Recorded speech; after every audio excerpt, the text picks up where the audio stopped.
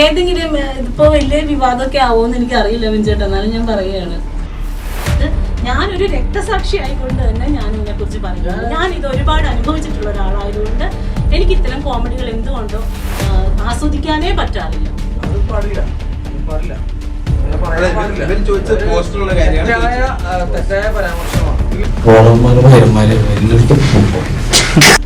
ഈ പോസ്റ്ററിൽ പരിപാടി പോലെ എന്റെ മഞ്ജുവിന്റെ ഒക്കെ പടം പതിക്കാൻ നിങ്ങളുടെ കുഴപ്പമാണ്.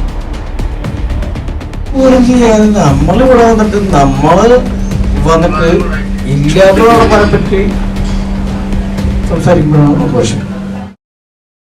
എല്ലാവർക്കും നമസ്കാരം. നമ്മള് വളരെ സന്തോഷകരമായിട്ടുള്ള ഒരു ഇരിപ്പിടമാണ് ഞങ്ങൾ എല്ലാവരും ഇരിക്കുന്നത്.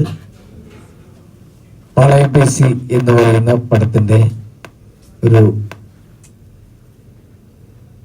കൂട്ടായ്മയാണ് ഞങ്ങളെല്ലാവരും. അതിലെല്ലാവരും ഇവിടെ ഉണ്ട്. പാളയം പേശി ജനുവരിയിൽ 5 തീയതി പ്രദർശനം തുടരുകയാണ് അല്ലേ? ഡയറക്ടർ ഇവിടെ ഉണ്ട്, പ്രൊഡ്യൂസർ തൊട്ടടുത്തുണ്ട്, മെയിൻ വേഷം അഭിനയിച്ച മഞ്ജു പത്രോസ് ഇവിടെ ഉണ്ട്, ബീനു അടിവാല ഇവിടെ ഉണ്ട്, നായിക തൊട്ടപ്പുറത്തുണ്ട്. അങ്ങനെ ഞങ്ങളൊരു കൂട്ടായ്മ, മ്യൂസിക് ഡയറക്ടർ ഉണ്ട്. അങ്ങനെ എല്ലാവരും ഉണ്ട്. സമൂഹത്തിന്റെ വിവിധ മേഖലകളിൽ പ്രാഗൽഭ്യം തെളിയിച്ച എല്ലാവരും ഇവിടെയുണ്ട്.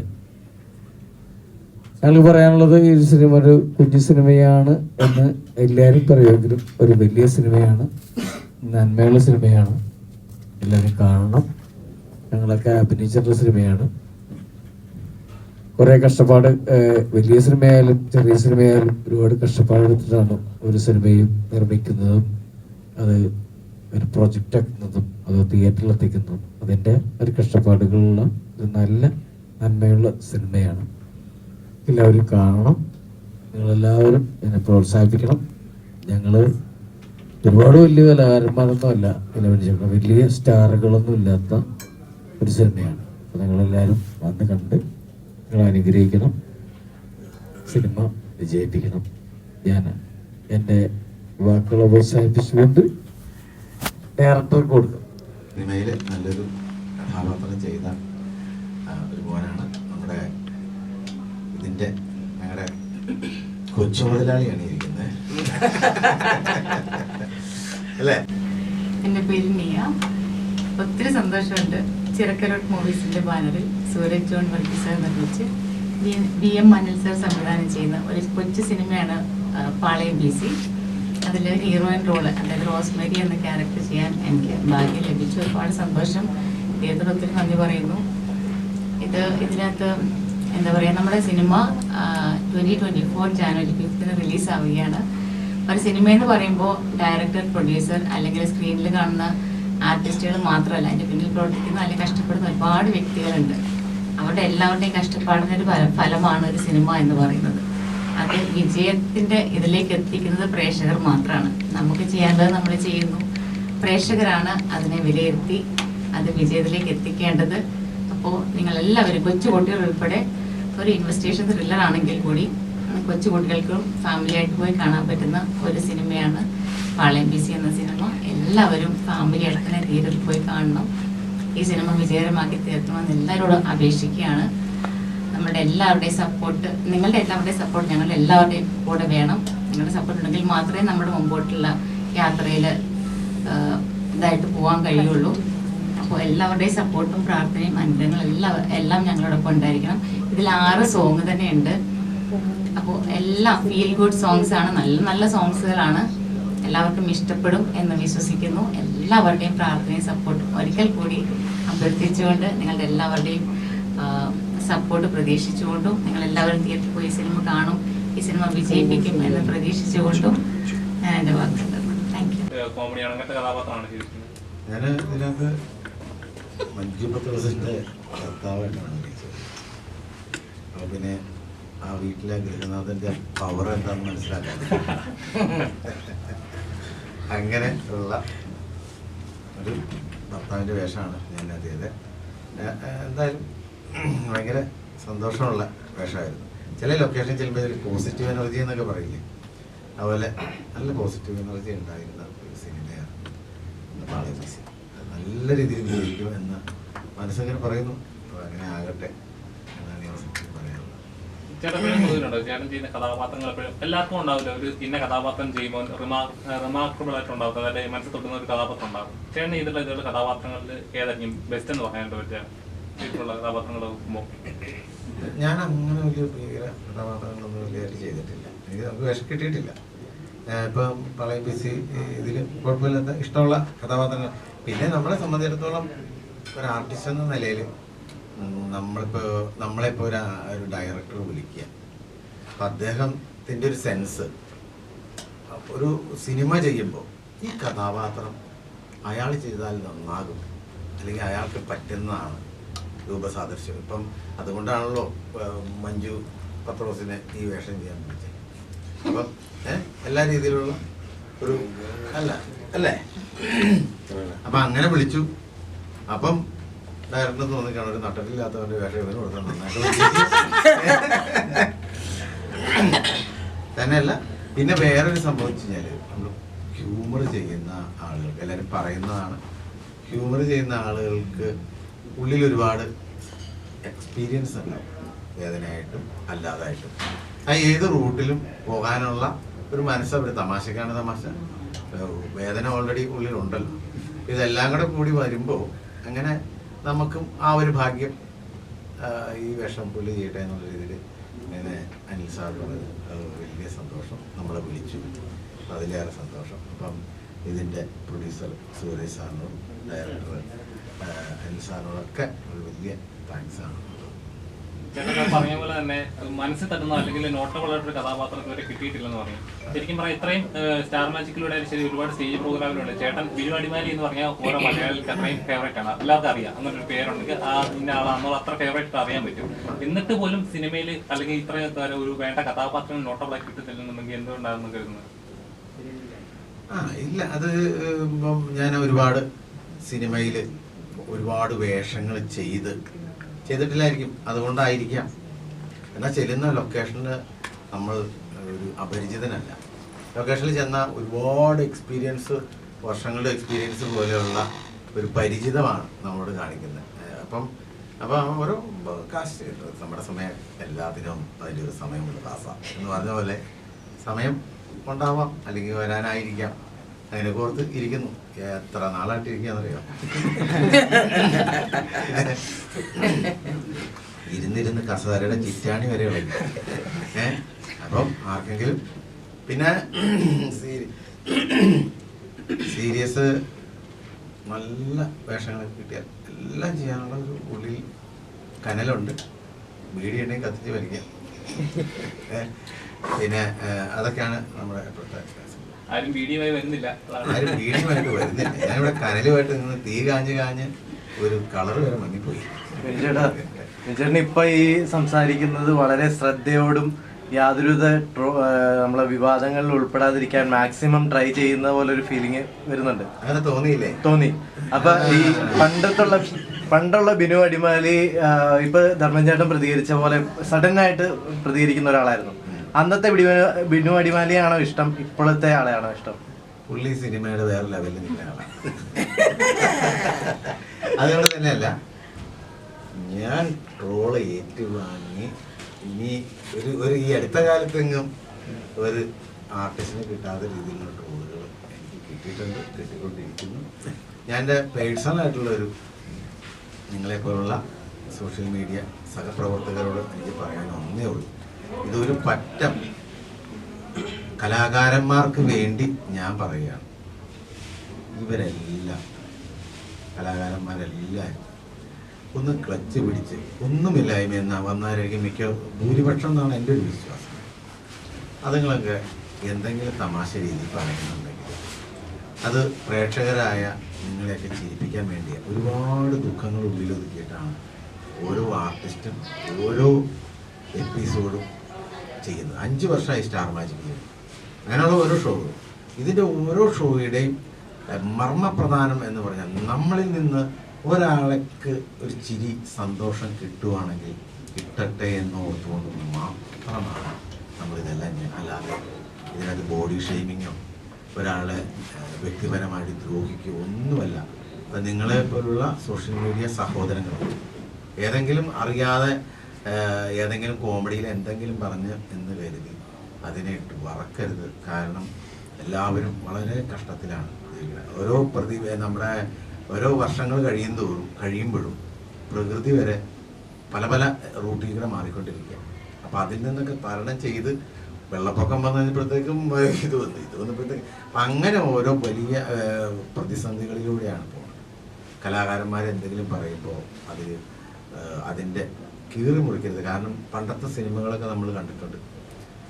സോഷ്യൽ മീഡിയ ആരും അങ്ങോട്ടും ഇങ്ങോട്ടും ബോഡി ഷെയ്മിങ് എന്ന് പറഞ്ഞ സംഭവം ഇല്ലായിരുന്നു പണ്ട്.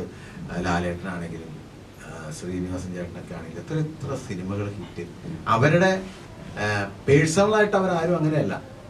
നമ്മളൊരു കഥാപാത്രം അല്ലെങ്കിൽ കഥ അതിനുവേണ്ടി മാത്രം, അത് വിജയിപ്പിക്കാൻ വേണ്ടി മാത്രം പറയുന്ന തമാശകളായിട്ട് മാത്രം ഇതിനെ കാണുക. കാരണം ഓരോരുത്തരും അത്രയേറെ ബുദ്ധിമുട്ടി പിടിച്ചനങ്ങി കയറി വരിക. ഞണ്ടിൻ്റെ കൂട്ട് വലിയ താഴെ കിടരുത്. ഇതൊരു അപേക്ഷയാണ്.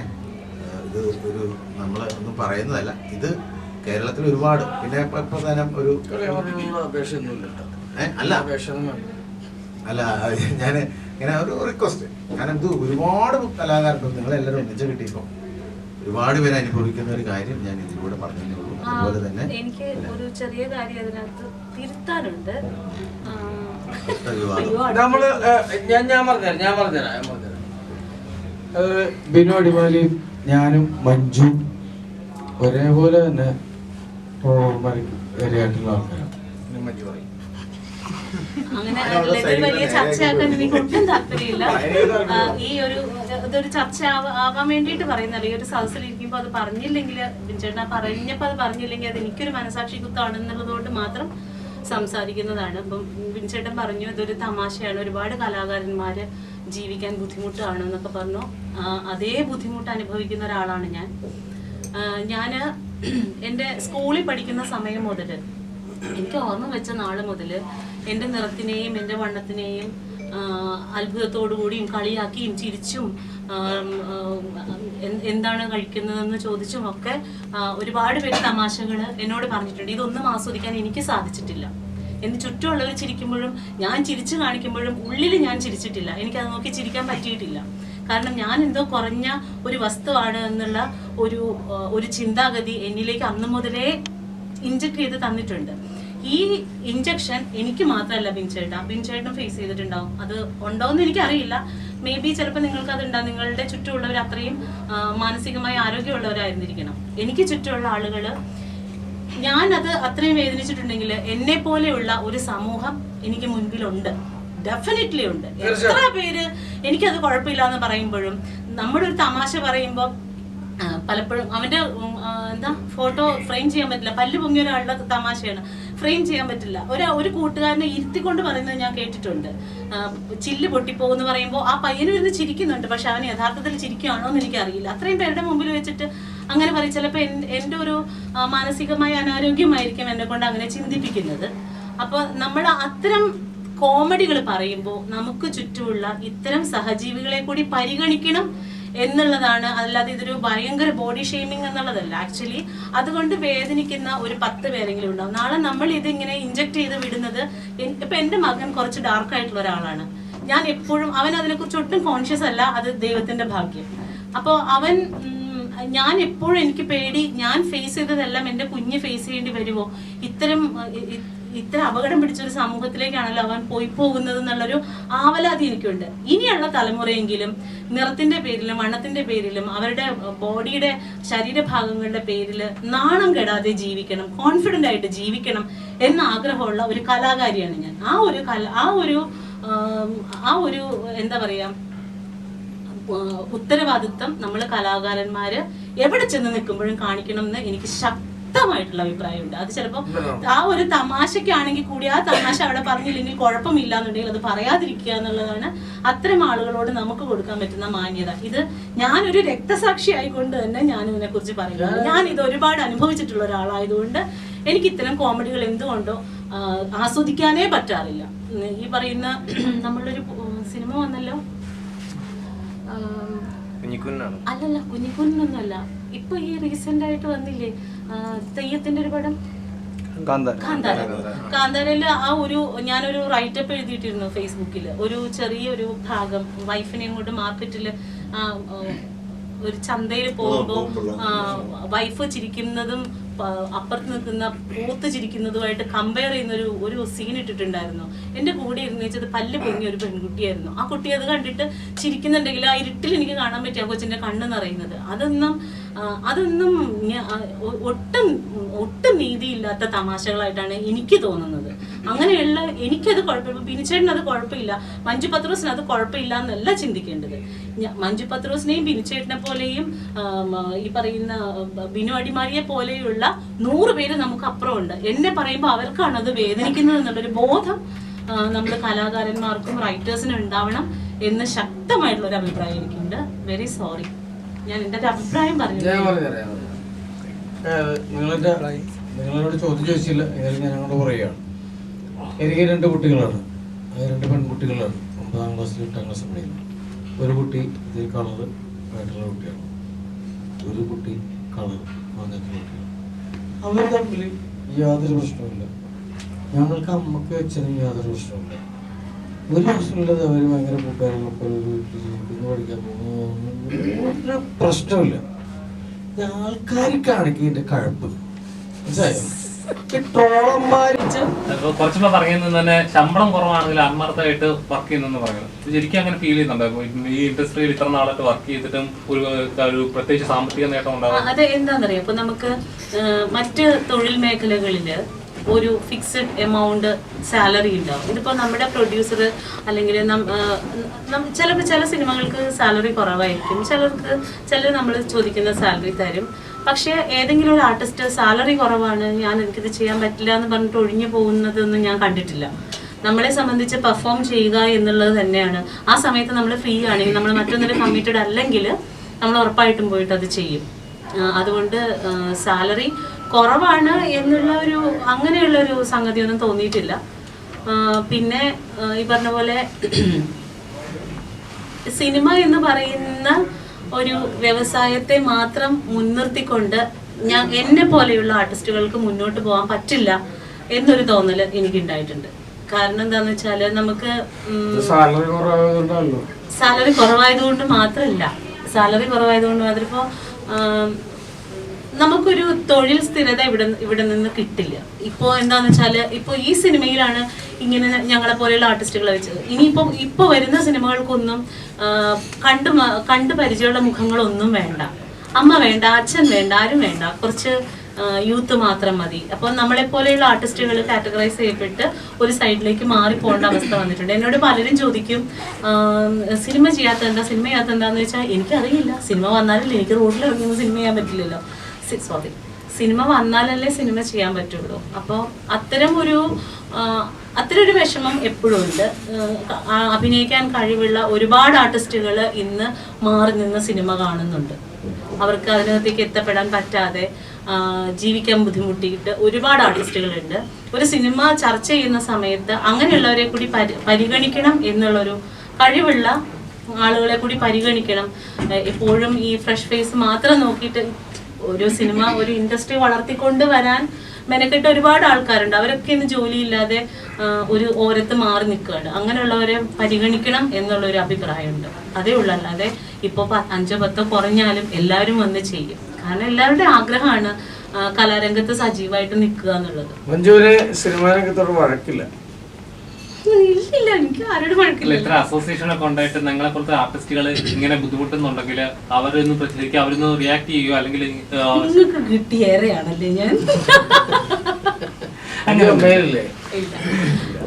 ഏതെങ്കിലും ഇതിപ്പോ വലിയ വിവാദമൊക്കെ ആവുമെന്ന് എനിക്ക് അറിയില്ല വിൻചേട്ടാ, എന്നാലും ഞാൻ പറയുകയാണ്. ഇപ്പോൾ ഒരു സിനിമയുടെ കാസ്റ്റിംഗ് ഒക്കെ വരുന്ന സമയത്ത്, അല്ലെങ്കിൽ അത് എനിക്ക് തോന്നുന്നു ടെക്നീഷ്യൻസിന്റെ സൈഡിൽ മാത്രമാണ് ഈ അസോസിയേഷനിലുള്ളവരെ വെക്കണം എന്നുള്ളൊരു ചിന്താഗതിയുള്ളൂ.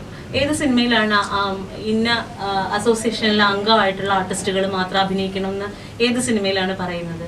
സിനിമയിൽ ഫുള്ള് പുതുമുഖങ്ങളെ വെച്ച് ചെയ്യുന്ന സിനിമകളുണ്ട്. അറ്റ്ലീസ്റ്റ് ഒരു 30-70 റേഷ്യോ എങ്കിലും വെക്കാമല്ലോ. അങ്ങനെ പോലും വെച്ച് ഞാൻ കണ്ടിട്ടില്ല. അങ്ങനെ അസോസിയേഷനൊക്കെ മറ്റു ഭാഗങ്ങളിലൊക്കെ ഉപകരിക്കുന്നുണ്ടാവും, പക്ഷേ അവസരം കൊടുക്കുന്ന കാര്യത്തിൽ അസോസിയേഷൻ എന്തെങ്കിലും ചെയ്യുന്നുണ്ടോ എന്ന് എനിക്കറിയില്ല. വിവാദമാകും. അയ്യോ, വിവാദമാവണമെങ്കിൽ ദൈവത്തെ എനിക്ക് വയ്യ. ഞാൻ എന്റെ അഭിപ്രായം പറഞ്ഞതേ ഉള്ളൂ. അല്ല, അങ്ങനെയാണ്, അങ്ങനെയല്ലേ? മഞ്ജുജിക്ക് രാഷ്ട്രീയത്തിലേക്ക് ഇറങ്ങാൻ താല്പര്യമുണ്ടോ? ഇല്ല. ഇല്ല. അല്ല, നേരത്തെ ആണെങ്കിലും ഒത്തിരി ഇതുപോലുള്ള സോഷ്യൽ ഇഷ്യൂസ് ഒക്കെ പറയുന്നുണ്ട്. അല്ല, ശരിക്കും ഈ ചിന്താഗതി ഉള്ളവർക്ക് ഒരു ലീഡർഷിപ്പിലേക്ക് വന്നു കഴിഞ്ഞാൽ ഒത്തിരി സമൂഹത്തിന് മാറ്റം വരുത്താൻ പറ്റില്ല. അപ്പൊ അങ്ങനെ ചിന്തിച്ചൂടെ? എന്തിനിപ്പോ എനിക്ക് ഞാനായിട്ട് മാറിയാൽ മതിയല്ലോ. എനിക്ക് എല്ലാവരും മാറ്റാനുള്ള കഴിവൊന്നുമില്ല. ഇതൊക്കെ എന്റെ ചിന്തകൾ മാത്രമാണ്. ഇതൊക്കെ എങ്ങനെ പ്രാവർത്തികമാക്കുന്നൊന്നും എനിക്കറിയില്ല. പക്ഷേ പോസ്റ്റർ നോക്കുമ്പോൾ പോസ്റ്ററിലുള്ള ഒരു കഥാപാത്രമല്ലാതെ ബാക്കി കഥാപാത്രങ്ങളാരും പ്രൊമോഷൻ സമയത്ത് വരുന്നില്ല. എന്ത് പറ്റി? അല്ല, അവരൊക്കെ കുറച്ച് മെയിൻ സ്ട്രീം ആയിട്ടുള്ള ആൾക്കാരാണല്ലോ ഒന്ന് വരാതില്ല. അങ്ങനല്ല ഞാൻ പറയുന്നത്. അങ്ങനല്ല, അതല്ല ഞാൻ ഉദ്ദേശിച്ചത്. ആണ്, അതുകൊണ്ടാണല്ലോ നിങ്ങൾ ക്ഷണിച്ചു.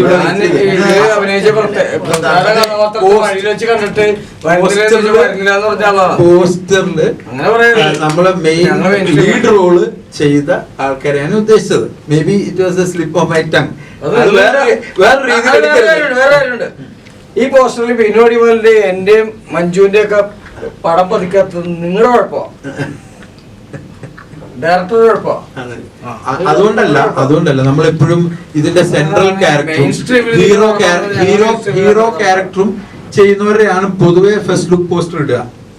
As far as my knowledge is concerned, ഇതിന്റെ ഫസ്റ്റ്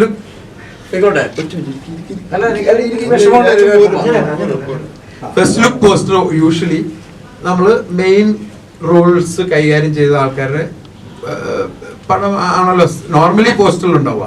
എല്ലാവരുടെയും നമുക്ക് വെക്കാൻ പറ്റില്ല. പക്ഷെ അതിൽ ഇനിയുള്ള സെക്കൻഡ് പോസ്റ്റേഴ്സ് ഒക്കെ ഓൾറെഡി ഞങ്ങൾ ഡിസൈൻ ചെയ്ത് കഴിഞ്ഞു. അപ്പം അതിൽ ധർമ്മജൻ ഭായിന്റെയും എല്ലാവരുടെയും റെഡിയാക്കി വെച്ചു. മനസ്സിലായില്ലേ? ഞാൻ മെയിൻ സ്ട്രീമില്ലാത്ത ആളാണോ? മഞ്ജു മെയിൻ സ്ട്രീമില്ലാത്ത ആളാണോ? ബിനു അടിമാലി മെയിൻ സ്ട്രീമില്ലാത്ത ആളാണോ? അങ്ങനെ പറയരുത്. മെയിൻ സ്ട്രീമിൽ ഉള്ള ആൾക്കാരെന്ന് പറയുമ്പോൾ ഞങ്ങളാരായി? ഞങ്ങളിവിടെ വന്ന് രാവിലെ തുടങ്ങി. ഞാൻ രാഷ്ട്രീയക്കാരനാണ്, ഞാനൊരു കലാകാരനാണ്, ഞാൻ TV-യിൽ വരുന്ന ആളാണ്, സിനിമയിൽ വരുന്ന ആളാണ്. എനിക്ക് ഈ ട്രോളന്മാരെ ഒന്നല്ലെങ്കിൽ ഒരു മാന്യമായിട്ട് ധർമ്മജ ഇങ്ങനെയാണോ എന്നിട്ട് നേരിട്ട് എന്നെ വിളിച്ച് പറയുക. അല്ലാതെ വെറുതെ ഒരു റോസാപ്പൂവിൻ്റെ പടം ഇട്ടിട്ട് എന്നെ തരുവ വല്ല കാര്യമുണ്ടോ? നേരിട്ട് പറയുക, ധർമ്മജ ഇന്നാണ്, അതെന്താ നിങ്ങളങ്ങനെ പറഞ്ഞത്, അത് ശരിയായില്ലല്ലോ എന്ന് പറയുന്നത് എനിക്ക് അർത്ഥമില്ല. നേരിട്ട് പറയട്ടെ. ഇപ്പോൾ മഞ്ജു പറഞ്ഞ കാര്യം വളരെ കറക്റ്റ് അല്ലേ? മഞ്ജുവിൻ്റെ കുറിച്ച് എനിക്കറിയാവുന്നതാണ്. എന്താണ് ഇതിലൊക്കെ എന്താ കുഴപ്പമുള്ളത്? ഇവർക്കൊക്കെ എന്താ എന്തിന്റെ? അല്ല, നമ്മള് മാനസികാരോഗ്യം ഇല്ലാത്ത ഒരു തലമുറയെ സൃഷ്ടിച്ചെടുക്കുകയാണ്. നോക്കി കണ്ണുമിഴിക്കുകയും ഇങ്ങനെ നോക്കി ചിരിക്കുകയും ചെയ്യാനായിട്ട് അപൂർവ ജീവികളൊന്നുമല്ല ആരും.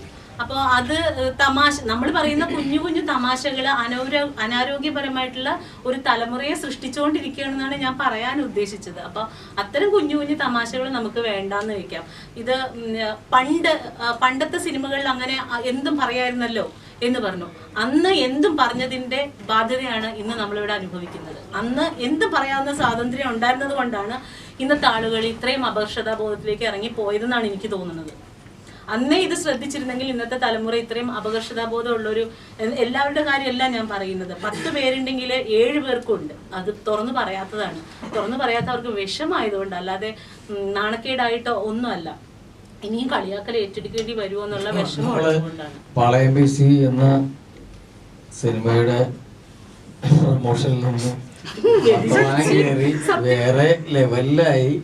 ഇനിയിപ്പോ താങ്കൾ ട്രോള് വരാൻ നേരത്ത് മഞ്ജുവിന്റെ എന്റെയും വിനോടിമാലിന്റെ കഴുത്തിൽ വരുമെന്ന് ഞങ്ങൾക്ക് ഉറപ്പാണ്. പക്ഷെ പാളയം BC എന്ന സിനിമയുടെ റിലീസിങ് ജനുവരി 5-ാം തീയതി ഒക്കെയാണ്. നല്ലൊരു സിനിമയാണ്. അതെല്ലാം കാണാൻ ഞങ്ങള് പറഞ്ഞ പ്രകടനങ്ങൾ ഞങ്ങളുടെ മനസ്സിലുള്ളതും തലയിലുള്ളതും തലച്ചോറിലുള്ളതായിട്ടുള്ള സാധനങ്ങളാണ് പറഞ്ഞത്. അത് ഇനിയും പറയും. അത് ഇനിയും ഞങ്ങളെ പറ്റി എഴുതി ഇനിയും ഞങ്ങൾ പറയും. അതിന് പേടിയില്ല. അത് ഞാൻ ട്രോളർമാരെ പേടിച്ചിട്ടല്ല ഇത്ര കാലം ജീവിച്ചത്. മൊബൈലില്ലാത്ത കാലഘട്ടത്തിൽ ജീവിച്ച് കലാപരിപാടികൾ ചെയ്തു വന്ന ആൾക്കാരാണ് ഞങ്ങളെല്ലാവരും. മൊബൈലില്ലാത്ത ടൈമിൽ കലാപരിപാടികൾ ചെയ്തിട്ട് സ്റ്റേജുകൾ കേരളത്തിൽ അങ്ങോളം ഇങ്ങോളം ഓടി നടന്ന പരിപാടികൾ ചെയ്തിട്ടുണ്ട്. കാലം കഴിഞ്ഞിട്ടുള്ള ഈ ഇതൊക്കെ വന്നത്. അപ്പം അതൊന്നും നമ്മളെ പേടിപ്പെടുത്തുന്ന വിഭവങ്ങളല്ല. എന്നെ ഒരുപാട് വഴി പറഞ്ഞു. ഞാൻ കേരളത്തിലെ വിവാദമായ 3 വലിയ കേസുകളിൽ ചോദ്യം ചെയ്യപ്പെട്ട ആളാണ്. അത് തന്നെ പേടിപ്പെടുത്തിയിട്ടില്ല. പിന്നെ കുറേ ആൾക്കാർ ആക്രമിക്കാൻ വന്നിട്ടുണ്ട്. ഞാനത് ശ്രദ്ധിക്കാറുമില്ല. അപ്പോൾ അതുകൊണ്ട് ട്രോളർമാർ ഭൈരന്മാരെ എല്ലായിടത്തും പോകും. ഞാൻ പറഞ്ഞു വന്നത് എന്താ, ചെന്ന് നിന്ന സ്ഥലം എവിടെ? ഞാൻ പറഞ്ഞതൊരു കോമഡി പ്രോഗ്രാം ധർമ്മജനും പിഷാരടി നിന്ന് ഷോ ചെയ്തിട്ടുണ്ട്. ആ കോമഡിയിൽ ധർമ്മജനും പിഷാരടി അങ്ങോട്ടും ഇങ്ങോട്ടും കോമഡി പറയുന്നു. ധർമ്മജനും പ്രശ്നമില്ല, പിഷാരടിക്കും പ്രശ്നമില്ല. അതൊരു പ്രോഗ്രാം മാത്രം. ആ ധർമ്മജനും പ്രശ്നമല്ല, അതൊരു വേദിയില അല്ല സമൂഹത്തിലല്ല പറയണേ. അതൊരു സ്റ്റേജ് ഷോയുടെ വിജയമായിട്ടാണ് പറയുക.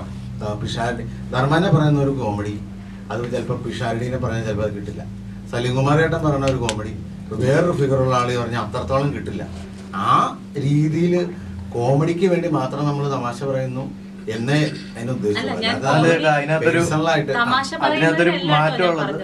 മാറ്റമുണ്ട്. അതായത് ബോഡി ഷേമിംഗ് എന്ന് പറഞ്ഞാൽ അയാളുടെ തെറ്റുകൊണ്ട് സംഭവിക്കുന്ന ഒരാളുടെ ജനറ്റിക്കലായിട്ട് വരുന്ന ചില കുറവുകളെ ചൂണ്ടിക്കാണിച്ചുകൊണ്ട് കോമഡി പറയുമ്പോഴാണ് അവിടെ പ്രശ്നം വരുന്നത്. അതേസമയം ഒരു ഇൻസിഡന്റ് അല്ലെങ്കിൽ മറ്റുള്ള കാര്യങ്ങളും വെച്ചിട്ട് കോമഡി ക്രിയേറ്റ് ചെയ്ത് അതിനെ അവതരിപ്പിച്ച് അതിൽ കൈയടി നേടുകയാണെങ്കിൽ അത് പ്രോബ്ലം ഇല്ല എന്നുള്ള ഒരു കൺസെപ്റ്റാണ് അവിടെ സംസാരിച്ചത്. അല്ല, അത് ഈ സ്റ്റേജ് ഷോയിൽ വരുമ്പോൾ സ്റ്റാർ മാജിക്കിലാണെങ്കിലും ഒരു പ്രോഗ്രാം വരുന്നത് പങ്കജനാണെങ്കിലും സുധിയാണെങ്കിലും ഞാനീ പറഞ്ഞ പോലെ ഞങ്ങളെല്ലാവരും അങ്ങോട്ടും ഇങ്ങോട്ടും കോമഡികൾ നമ്മൾ പറയേണ്ടത്. ഈ അങ്ങോട്ടും ഇങ്ങോട്ടും ഞങ്ങൾക്ക് കുഴപ്പമില്ല എന്ന് പറയുന്നിടത്താണ് ഇതിന്റെ അപകടം. അങ്ങോട്ടും ഇങ്ങോട്ടും എനിക്ക് ഞാനൊരു കറുത്ത കളർ പറഞ്ഞ ആളാണെന്ന്. അപ്പൊ അതുപോലെ കളർ പറഞ്ഞ ഒരുപാട് സമൂഹം ഉണ്ട്. അത് നിങ്ങൾ അത് പറയാതെ വേറെ എന്തെല്ലാം കാര്യങ്ങൾക്ക് നിങ്ങൾക്ക് തമാശ ഉണ്ടാക്കാം.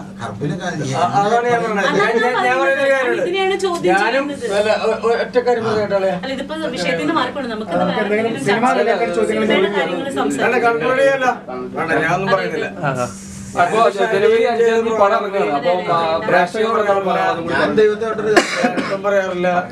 പറയാറില്ല, ഞാൻ മൈക്കില്ലാതെ ഒരു കാര്യം പറയാം. ഞാനിപ്പോ ആദ്യം നിങ്ങളോട് സംസാരിച്ചതും ഇതല്ല.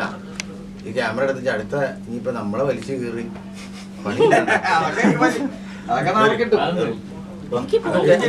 ഉണ്ടാവാതെ. കാരണം ഒരുപാട് ഒരാളുടെ ജീവൻ വരെ കളഞ്ഞിട്ടാണ് നമ്മളിപ്പോ തിരിച്ച് വീണ്ടും ഇങ്ങോട്ട് വന്നത്. ഞാൻ ഇപ്പൊ ഈ സംസാരിച്ചതും അല്ലെങ്കിൽ വേറെ ബോഡി ഷേമിങ് നല്ലൊരു കലയാണ് എന്നൊന്നും അല്ല പറഞ്ഞു. നിങ്ങൾ പ്രേക്ഷകരും ഈ യൂട്യൂബ് ചാനലുകാരും മനസ്സിലാക്കേണ്ടത് നമ്മുടെ ഒരു ഹ്യൂമറിന് വേണ്ടിയിട്ട് നമ്മൾ പറയുന്നതെന്നേ ഉള്ളൂ. അല്ലാതെ വ്യക്തിപരമായി അങ്ങോട്ടും ഇങ്ങോട്ടും ആർക്കും ഒരു പ്രശ്നമില്ല. ഇപ്പൊ ഗിന്നസ് പക്രു ചേട്ടനും ടിനി ടോമുമാണ് ഫീൽഡിൽ വന്ന് അവർ ഒരുപാട് ഷോകൾ ചെയ്തിട്ടുണ്ട്.